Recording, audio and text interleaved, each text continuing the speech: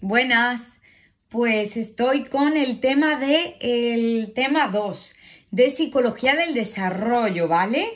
La percepción y la inteligencia. Entonces, el recién nacido posee una serie de capacidades, entonces el recién nacido no es por tanto desvalido, no es tan incapaz, ¿vale?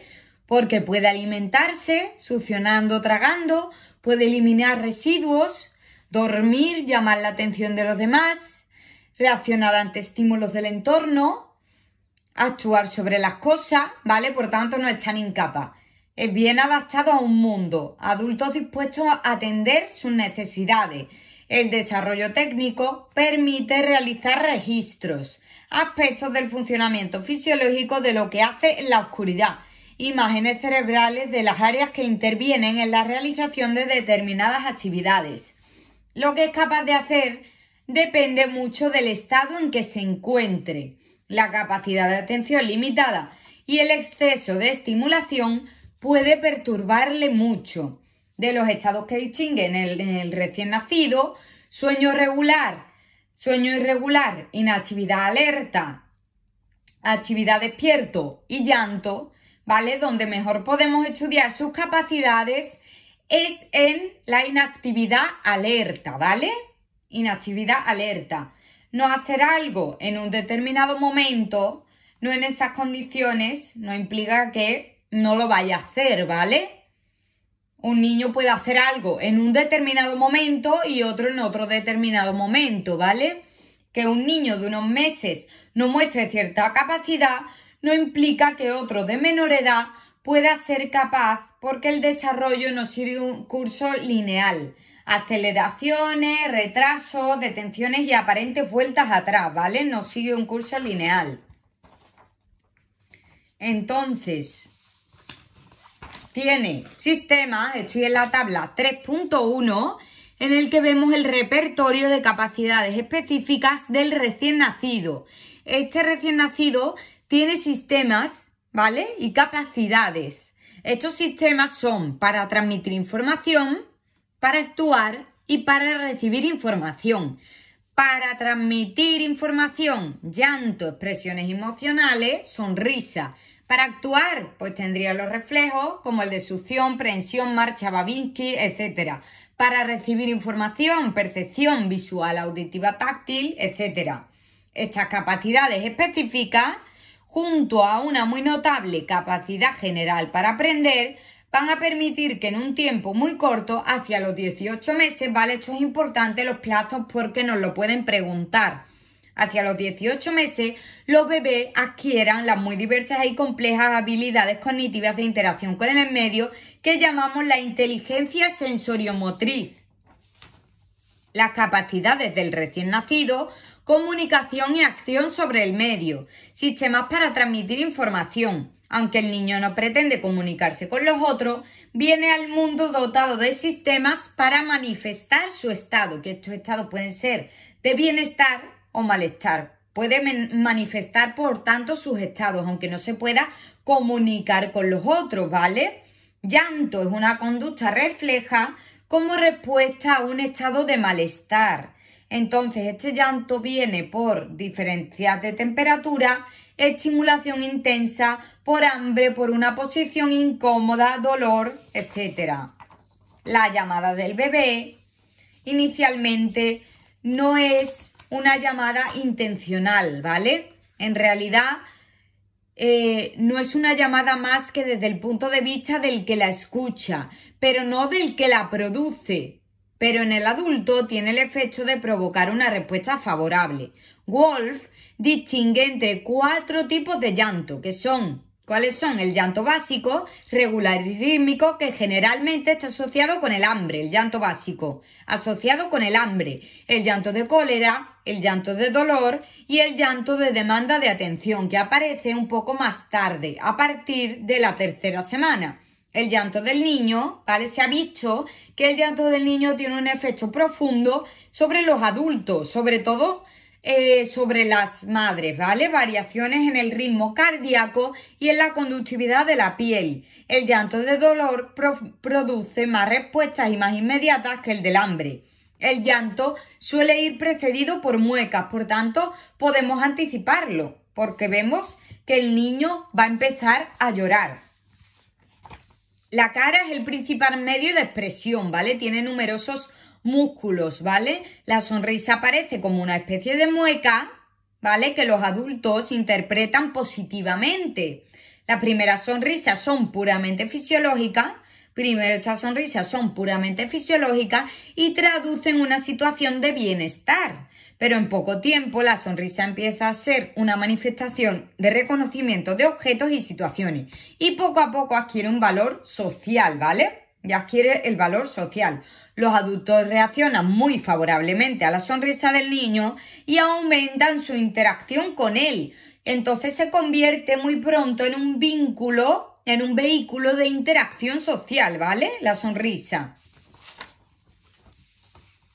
Al cabo de pocos meses, el niño es capaz de expresar mediante los gestos de la cara, ya es capaz de expresar mediante los gestos de la cara sorpresa, miedo, alegría, tristeza, tranquilidad, interés, cansancio, etcétera, que los adultos son capaces de interpretar. O sea, al cabo de pocos meses, el niño ya es capaz de expresar, ¿vale?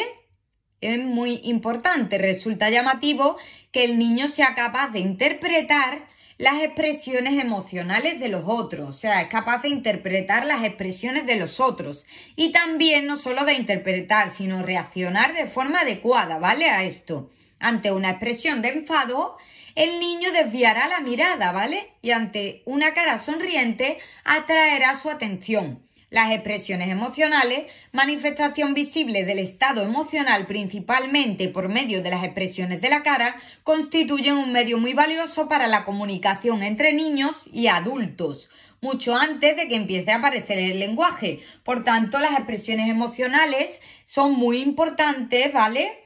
Y dan lugar a la comunicación, es muy importante para la comunicación. Entonces, las personas que expresan muy poco con su cara, pues es muy difícil esta comunicación, ¿vale? Y aparece antes del lenguaje, antes de que aparezca el lenguaje.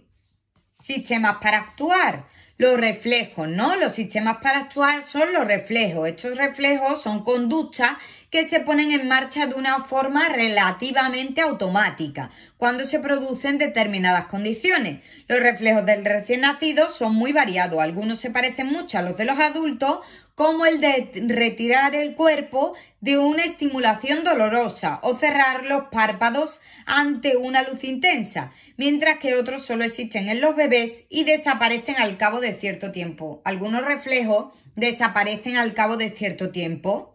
Reflejo de succión, cuando el objeto entra en contacto con las proximidades de la boca, ¿vale? El de succión, se inician movimientos de succión, que pueden ir seguidos de movimientos de deglución. No intervienen los pulmones, por lo que puede respirar y chupar simultáneamente. Al terminar de comer, se le ayuda a expulsar el aire. Estas son las palmadas en la espalda. Reflejo de prensión. Cuando la palma de la mano entra en contacto con un objeto, se cierra, dando lugar a una conducta de prensión, de agarrar ese objeto. El reflejo de prensión se convertirá en conductas deliberadas de prensión que llevarán hasta el manejo de la mano para alcanzar objetos, esto le sirve para alcanzar los objetos, y que conducirá a los movimientos finos que han convertido la mano del hombre en su más valiosa herramienta. Soy yo.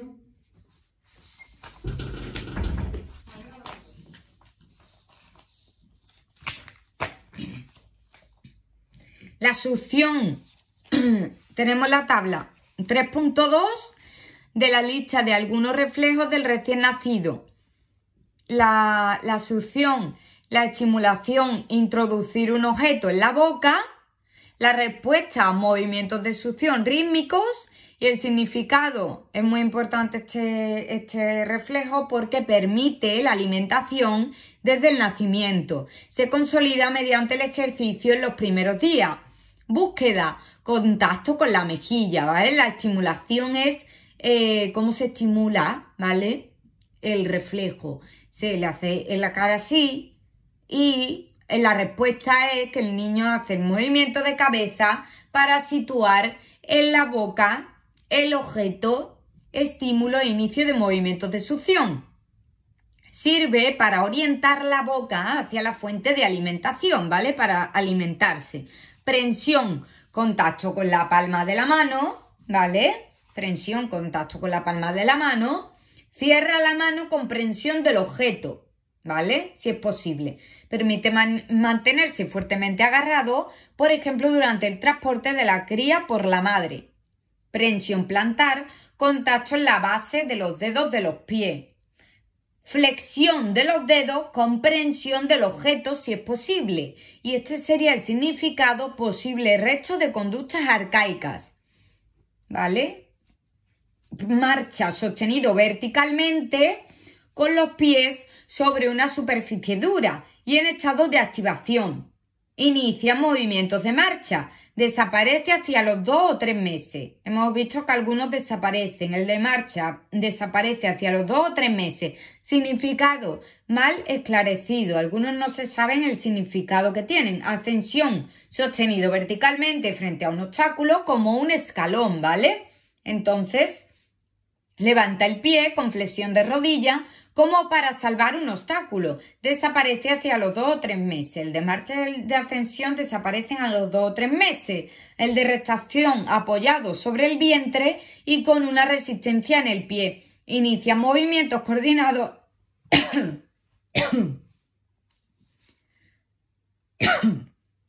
de brazos y piernas para restar sobre el suelo. Desaparece hacia los 4 meses. Permitiría desplazarse.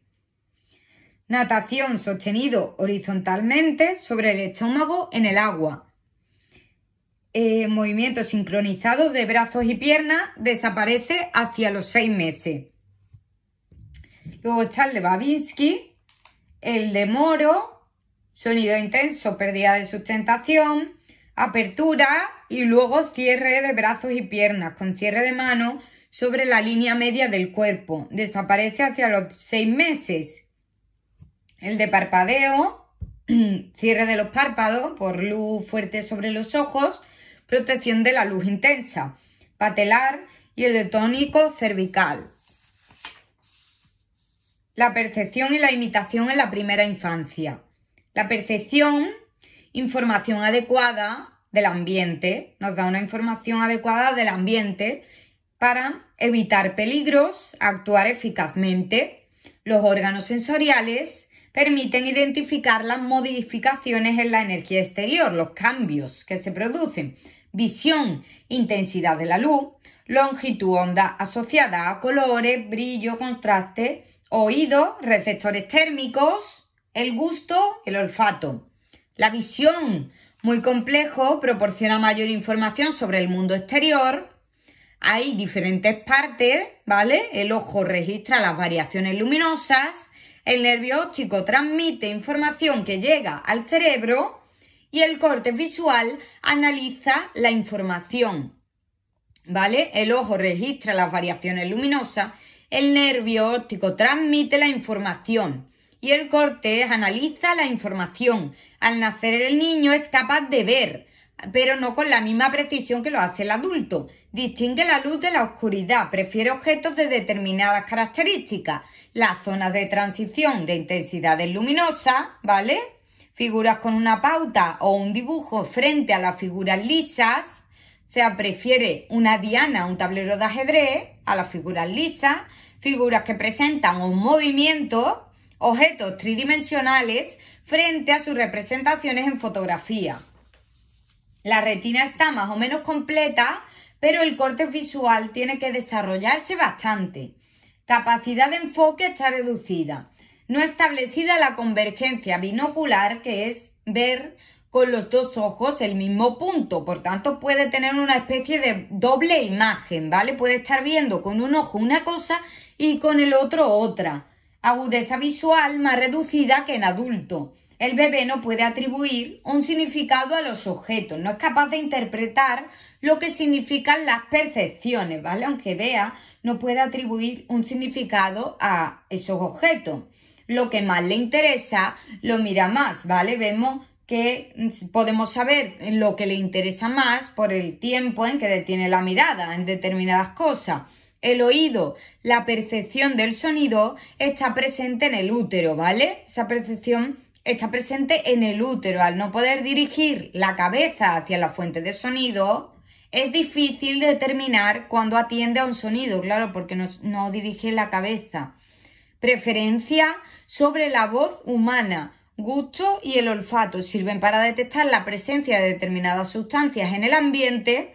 Desde el nacimiento reconoce gustos y sabores y lo manifiesta mediante reacciones y expresiones faciales, ¿vale? Lo vemos por esas expresiones que pone el niño, si le gusta algo o si le disgusta. Los olores que los adultos consideran agradables producen relajación e iniciación de movimientos de succión. Niño de 2 días, ¿vale?, prefiere paño impregnado en leche materna a un paño limpio, pero no mostraron diferencia si la leche era de su madre o de otra persona. Pero el niño de 6 días ya tenía una preferencia hacia la leche conocida, habituación a ese olor, se había habituado a ese olor. El interés por la cara humana. La identificación de la cara humana es muy importante para nuestra especie, pues claro, porque esto nos permite reconocer, ¿no?, a nuestra madre, y el reconocimiento es muy importante para la supervivencia. La cara humana constituye un estímulo privilegiado que capta la atención del niño. El rostro humano tiene una serie de rasgos invariantes: el pelo, los ojos, las orejas, la nariz, la boca, muy importante para el reconocimiento de las caras individuales. Presenta contrastes, movimiento y es tridimensional. Estas son las características que tiene la cara humana: rasgos invariantes, ¿vale?, presenta contrastes, movimiento y es tridimensional, ¿vale? Y vemos los movimientos oculares que tiene el niño al mes y a los 2 meses, que va cambiando. Al mes mira más en el exterior de las caras y luego a los 2 meses mira más en el interior, lo que le permite la diferenciación de las caras y por tanto el reconocimiento de las caras. El problema que se ha discutido y estudiado ampliamente es si existe un reconocimiento innato de la cara humana o es algo que se va adquiriendo rápidamente después del nacimiento. Entonces, Morton y Johnson defendieron que los bebés disponen de 2 mecanismos, ¿vale?, para el procesamiento de las caras, que serían el Conspex y el Congler. El Conspex sería innato y explicaría el interés por las caras de los recién nacidos, y el Congler, que empezaría a actuar a partir de los 2 meses. Permitiría aprender sobre las caras individuales y a diferenciar a unos individuos de otros. El Conspex y el Congler. Hacia los 3 meses los bebés son ya capaces de distinguir las caras en función del género o su carácter más o menos atractivo. Hacia los 5 o 7 años no logra la percepción de las caras semejante a la que tenemos los adultos, ¿vale? Hasta los 5 o 7 años no logra esa percepción de las caras, semejante a las que tenemos ya los adultos. El desarrollo de la percepción. Las capacidades perceptivas tienen que ser construidas laboriosamente por los niños durante los primeros meses de su vida, como reconocer un objeto en distintas posiciones, a distintas distancias o colocado uno sobre el otro. Encontramos una interacción entre el desarrollo del sistema nervioso y progresos en la conducta. La agudeza visual, por ejemplo, el niño de 2 meses puede no diferenciar 2 figuras, ¿vale? Un niño de 2 meses puede no diferenciar 2 figuras por no disponer de sistemas de exploración suficientes. El sistema visual se desarrolla con rapidez durante los primeros 6 meses de vida, nivel similar a niños mayores o adultos. Mielinización. ¿Qué es la mielinización? Recubrimiento de las conexiones neuronales con mielina, lo que facilita la transmisión nerviosa. Es muy intensa en corte visual durante los primeros meses. Al nacer puede diferenciar unas superficies de otras. Prefiere figuras con pauta lisa, esto lo hemos visto antes. Inicialmente explora el límite entre las figuras, los contrastes de figura y fondo. Al cabo de 2 o 3 meses mira adentro, ¿vale? Al cabo de 2 o 3 meses ya mira adentro. lo que le permite diferenciar ya unas caras de otras. Su capacidad de seguir un objeto que se desplaza aumenta notablemente. Es necesario que se establezca la constancia de la forma. Reconocer un objeto desde perspectivas distintas, ¿vale? Esto es la constancia de la forma. Reconocer un objeto desde perspectivas distintas. Es necesario que el tamaño de la imagen retiniana no influya en el tamaño, ¿vale? Esto sería la constancia del tamaño, que el tamaño de la imagen retiniana no influya en el tamaño que atribuimos al objeto real y que sea capaz de establecer una constancia de tamaño independiente del tamaño aparente. Esto se establece a los 4 o 6 meses, la constancia del tamaño. La percepción de la profundidad está ligada a la constancia del tamaño. El reconocimiento de la existencia de depresiones en el terreno, de agujeros en el suelo, es importante para evitar peligros fatales. Entonces, Gibson y Walk hicieron el precipicio visual, ¿vale? A partir de los 6 meses, los bebés se niegan a pasar por la parte profunda del precipicio visual, a pesar de que la información táctil que se les muestra que el cristal continúa. Los niños, a partir del momento en que empiezan a gatear, de los 6 meses en adelante, se niegan a cruzar por la parte profunda del precipicio visual. Aunque sus madres les llamen insistentemente, ellos no quieren pasar, ¿vale? Por este precipicio visual, por la parte profunda. Sin embargo, parece que los más pequeños, que todavía no pueden desplazarse, se sienten menos turbados. Claro, como todavía no pueden desplazarse, pues no les importa. La imitación es una habilidad de gran interés por su efecto en el aprendizaje. Meltzoff y Moore presentaron datos bastante sólidos sobre la existencia de imitaciones tempranas de conductas faciales y manuales en bebés de 2-3 semanas, ¿vale? En bebés de 2 o 3 semanas la existencia de imitaciones tempranas. El procedimiento básico utilizado consistía en que el adulto realizaba las conductas de abrir la boca y sacar la lengua, mientras que el bebé le observaba. Y después el bebé realizaba las conductas imitativas, mientras que el adulto adoptaba una expresión neutra en su cara. Estos autores sostenían abiertamente que estas imitaciones precoces muestran la existencia de una capacidad probablemente innata, una capacidad innata de representación en los recién nacidos, que les permitiría realizar el emparejamiento entre el modelo visual, sacar y mover la lengua, abrir la boca o fruncir los labios, y la propia acción del sujeto. Esto suponía defender una posición claramente diferente a las existentes en aquel momento dentro del campo de la primera infancia. Imitaciones diferidas, ¿vale? Son reproducir gestos faciales en ausencia del modelo, ¿vale? Imitar esa conducta cuando el modelo a imitar ya no está presente. Una vez que se ha pasado algún tiempo después de haber asistido a la conducta que se imita, parece existir conexión entre imitación diferida e imitación. Meltzoff y Moore han encontrado en bebés de alrededor de 6 semanas que observaron los gestos faciales de un adulto, conductas habituales eran capaces de reproducirlos al día siguiente, cuando el adulto les presentaba una cara neutra. La existencia de imitación diferida de conductas nuevas, ¿vale? La diferida, ¿cuál era? La que imitaban cuando el modelo a imitar ya no estaba presente, cuyo recuerdo tiene que haber sido almacenado en la memoria a largo plazo de los bebés. Ha sido también encontrada hacia los 9 meses, antes de lo supuesto por Piaget. Es más, la imitación diferida ha sido utilizada como medio para estudiar, ¿vale? Han estudiado la memoria a largo plazo de los bebés, Cohen y Cashon. La habilidad temprana de imitación directa y diferida ponen de manifiesto la capacidad que poseen los bebés para actuar a partir de una representación almacenada de estímulos o situaciones perceptivas. Tienen una representación que ya no está presente y que esta capacidad, al contrario de lo que sostenía Piaget, no es la culminación del desarrollo sensoriomotriz, ¿vale? Al contrario que lo que decía Piaget, dice que no es la culminación del desarrollo sensoriomotriz, sino que es el punto de partida del mismo.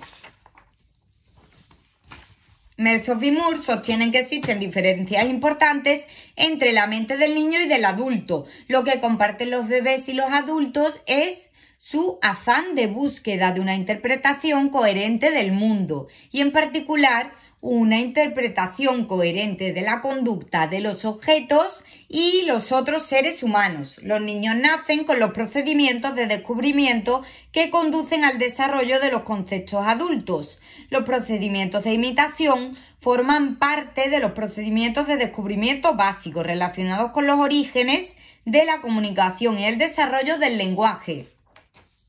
La teoría de Piaget sobre el desarrollo de la inteligencia sensoriomotriz y el concepto de objeto. Los estadios de la inteligencia sensoriomotriz.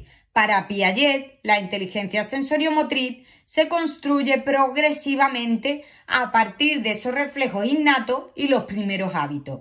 Y se alcanza cuando el bebé es capaz de actuar, ¿vale?, ya de forma intencionada.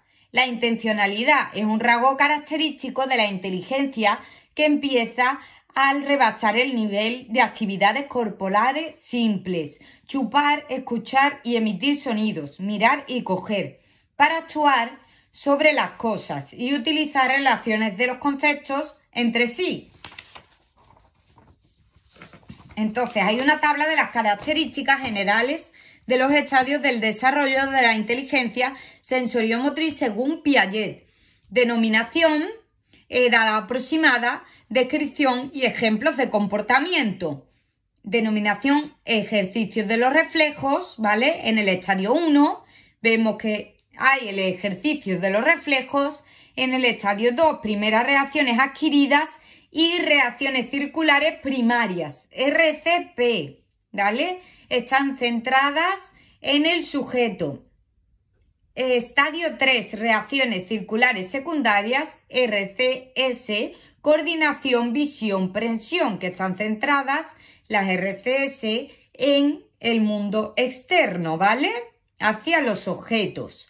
Estadio 4, coordinación de esquemas secundarios y su aplicación a situaciones nuevas. Estadio 5, reacciones circulares terciarias, ¿vale? Con variaciones ya, descubrimientos de nuevos medios por experimentación activa. Y estadio 6, mención de nuevos medios por combinación mental. Las edades, el 1 de 0 a 2 meses, el 2 de 2 a 4, 4 a 8, 8 a 12, 12 a 18, 18 a 24. El 1, ejercicio de conductas innatas y automáticas. La acomodación y la asimilación están ya presentes, aunque en forma rudimentaria e indiferenciada. Ejemplos de comportamiento, los reflejos básicos como los de succión o prensión, otros protectores como el palpebral y otros que desaparecerán paulatinamente como el de marcha o el de moro. Estadio 2, primeras adquisiciones que suponen una distinción entre asimilación y acomodación, ¿vale? Una distinción entre asimilación y acomodación. Las RCP consisten en la repetición, ¿vale? Las reacciones circulares primarias consisten en esa repetición, ¿vale? El bebé es ya capaz de conductas no innatas como la succión de su pulgar, lo que implica una coordinación entre la succión y el movimiento de la mano. Hay una coordinación entre la succión y el movimiento de la mano. Estadio 3. Reacciones circulares secundarias.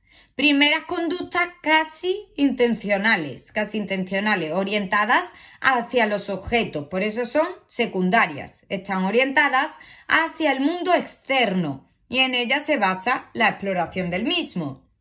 Actividades motoras como asir, golpear o empujar, con el propósito de reproducir el movimiento o el ruido de un objeto, muñeco o sonajero, que resulta especialmente atractivo. Estadio 4, primera conductas inteligentes. Estas conductas son inteligentes en el estadio 4. Intencionales, ya hay esa intencionalidad, realizadas merced a la coordinación de esquemas móviles. primeras conductas de anticipación. Ya tenemos la anticipación, ¿vale? El bebé llora cuando ve que su madre se levanta, por tanto anticipando su partida. Ya sabe que su madre se va a ir. El estadio 5. Búsqueda activa de nuevos esquemas mediante la repetición con variaciones, reacciones circulares terciarias. Se logra una clara distinción entre asimilación y acomodación. El repertorio de conductas se incrementa notablemente en todos los ámbitos. Así el bebé es capaz de acercar un objeto de formas diversas. Hay muchas variaciones, ¿vale? El bebé lo hace de formas diversas. Tirando de la manta sobre la que reposa, acercándolo con un palo o tirando de un hilo. El estadio 6 son conductas plenamente inteligentes que implican representación mental. Aquí tenemos representación mental e imágenes simbólicas son anteriores a la solución de problemas. Lucien, enfrentada a la tarea de sacar un objeto de una caja de cerillas, abre y cierra su boca antes de conseguir el objeto sin ningún tanteo previo. Existen ya, por tanto, imágenes simbólicas rudimentarias anteriores a la acción. En el estadio 1, de 0 a 2 meses, el ejercicio de los reflejos, los dos componentes del mecanismo adaptativo básico que dirige el desarrollo, asimilación, transforma la realidad, acomodación, modifica sus esquemas. Estadio 2, de los 2 a 4 meses, primeras adaptaciones adquiridas y las reacciones circulares primarias. Reacciones circulares que son la repetición de acciones tendentes a ejercitar y consolidar nuevos esquemas. La repetición. Reacciones circulares pueden ser primarias, secundarias o terciarias.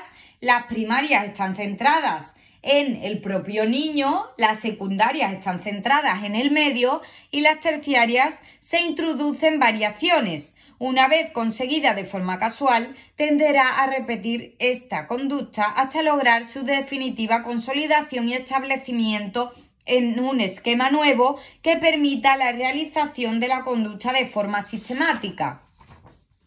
Estadio 3, de los 4 a 8 meses, aparecen las reacciones circulares secundarias, ¿vale? Y la coordinación, visión-prensión, aparición de conductas casi intencionales.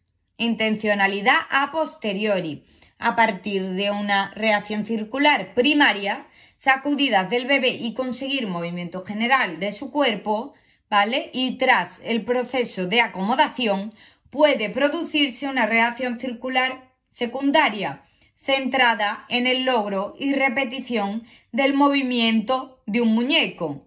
Las reacciones circulares secundarias son repeticiones orientadas hacia las consecuencias ambientales que producen y no la actividad del sujeto sobre su propio cuerpo. Vale, esas son las secundarias.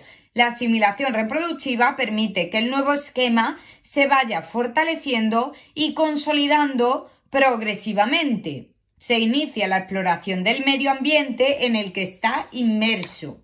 En el estadio 4 va de los 8 a los 12 meses. Los bebés son capaces de coordinar sus esquemas secundarios para conseguir un fin determinado. Por ejemplo, apartar, sería transitivo, y coger final. Tenemos esquemas móviles capaces de coordinarse entre sí, generalizarse a objetos y situaciones, convirtiéndose en esquemas genéricos de contenido múltiple. Conducta plenamente intencional. La intencionalidad constituye los primeros actos de inteligencia. Comienza a mostrar conductas de anticipación de determinados indicios, ¿vale? Aquí tiene conducta plenamente intencional en el estadio 4 y comienza a mostrar conductas de anticipación. Por ejemplo, si se levanta el adulto sentado junto a él, llora porque anticipa su partida, o sea, lo prevé, ya ve que se va a ir. En el estadio 5, de los 12 a los 18, aparecen reacciones circulares terciarias, aquí ya las terciarias, y descubrimiento de nuevos medios por experimentación activa. La reacción circular terciaria, el niño repite una conducta pero introduce variaciones, tratando de provocar nuevos resultados, realizando pequeños experimentos con los objetos. Por ejemplo, deja caer un objeto con variaciones tratando de provocar nuevos resultados. La búsqueda de lo nuevo caracteriza las reacciones circulares terciarias. La búsqueda, o sea, la constitución de nuevos esquemas mediante experimentación activa. Avance en orientación hacia los objetos, alejándose progresivamente del egocentrismo, ya se aleja del egocentrismo. Clara distinción entre asimilación y acomodación. Cada modificación en la situación supone una acomodación del esquema, seguido de varias asimilaciones que repite el mismo resultado. Y ahora estaríamos en el estadio 6, capaz de realizar nuevas combinaciones mentales anteriores a la propia acción mediante experimentación interna. Pueden construir, ¿vale? Aquí ya tendría la representación mental y la función simbólica. Pueden construir representación mental de la tarea e inventar medios que les permitan alcanzar la solución. Esta actitud representacional adquirida toma la forma de imágenes simbólicas que anuncian la función simbólica y el pensamiento representacional propio del estadio preoperacional. Para Piaget, el origen de la inteligencia está en el periodo sensoriomotor.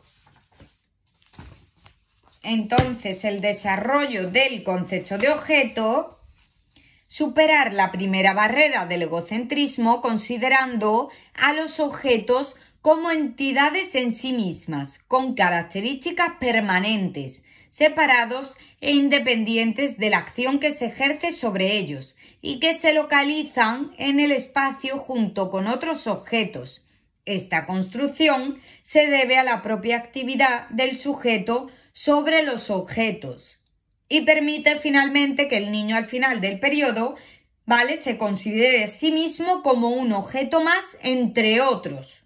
Primer y segundo estadios, no hay noción de objetos externos como algo separado de su propia actividad. La desaparición de algún objeto interesante del campo visual no provoca ninguna conducta. En el tercer estadio, la coordinación de la aprensión, primero con la succión hacia los 3 meses y después con la visión hacia los 6 meses, posibilita un gran progreso en la exploración de los objetos y en la adquisición de la permanencia de los mismos. Aparecen una serie de conductas que muestran un avance significativo, al ser ya capaz el niño de realizar extrapolaciones que van más allá de la percepción inmediata de los objetos. La tabla 3.4 nos muestra las conductas de transición en la adquisición del concepto de objeto, que son propias del estadio 3. Acomodación visual a los movimientos rápidos, presión interrumpida, reacción circular diferida, reconstitución de un todo invisible a partir de una fracción visible, supresión de los obstáculos que impiden la percepción.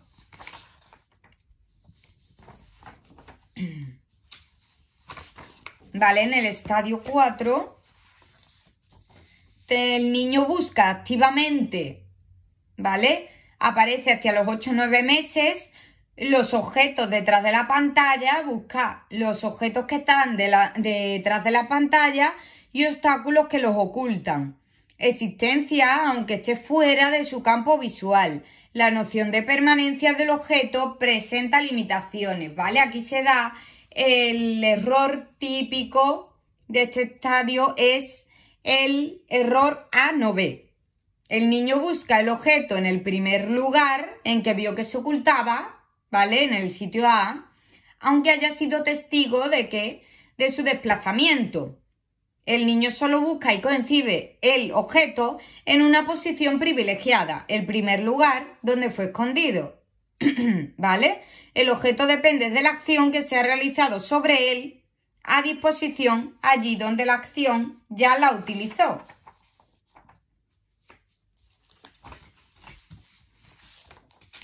El quinto estadio, la información visual recibida, es utilizada a la hora de buscar el objeto. Aún es incapaz de buscar el objeto cuando ha sido escondido mediante desplazamientos invisibles, ¿vale? O sea, cuando escondemos un objeto en la mano para llevarlo de un lugar a otro, los desplazamientos invisibles, es incapaz de buscar el objeto cuando ha sido escondido mediante desplazamientos invisibles. Esto necesita representación, ¿vale? Que esto se da en el sexto estadio. Debe inferirse o imaginarse. En el sexto estadio, el niño es capaz de buscar los objetos que han sido escondidos mediante desplazamientos invisibles. A partir de los 18 meses se da esto. La primitiva capacidad representacional propia de este estadio va a permitir al niño imaginarse e inferir que el objeto ha sido trasladado de un lugar a otro, aunque no lo haya percibido directamente, ¿vale? Entonces la capacidad representacional va a permitir al niño imaginarse que ha sido trasladado el objeto de un lugar a otro, aunque no lo haya percibido.